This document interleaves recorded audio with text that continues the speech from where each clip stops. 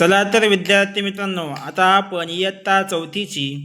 चवदार तळ्याचे पाणी ही कविता आपण बघूयात। या कवितेचे लेखक आहेत अनुराधा साळवेकर आणि ही कविता आपण चालीमध्ये तालासुरात ऐकणार आहोत। तत्पूर्वी जर का तुम्ही आपल्या ह्या यूट्यूब चॅनलवरती नवीन असाल तर आपल्या यूट्यूब चॅनलला सबस्क्राईब करा व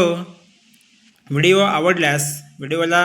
लाईक, शेअर आणि कमेंट्स करायला विसरू नका। चला तर बघूयात चवदार तळ्याचे पाणी ही कविता। चवदार तळ्याचे पाणी ग नवशक्तिमान वा आणि, चवदार तळ्याचे पाणी ग नवशक्तिमान वा आणि, या शक्ती मागे मूर्ती भीमा काय देई स्फूर्ती, या शक्ती मागे मूर्ती भीमा काय देई स्फूर्ती, जणू मुक्यास दिदली वाणी ग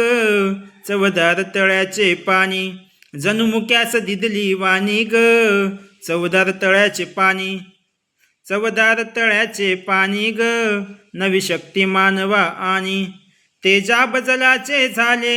दीनांना प्रेरित केले, तेजा बजलाचे झाले दीनांना प्रेरित केले, अन्यायासाठी लढणी ग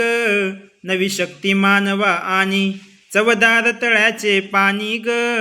नवी शक्ती मानवा आणि, नाकारून परंपरेला स्वीकारून मानवतेला, नाकारून परंपरेला स्वीकारून मानवतेला, करुणेची अर्थ विराणी ग चवदार तळ्याचे पाणी, चवदार तळ्याचे पाणी ग नवी शक्ती मानवा आणि, आत्मभान जागे केले मानवा समीपन दिदले, आत्मभान जागे केले आत्मभान जागे केले मानवा समीपन दिदले, आत्मभान जागे केले मानवा समीपन दिदले, धम्मचक्र ये परतोनी ग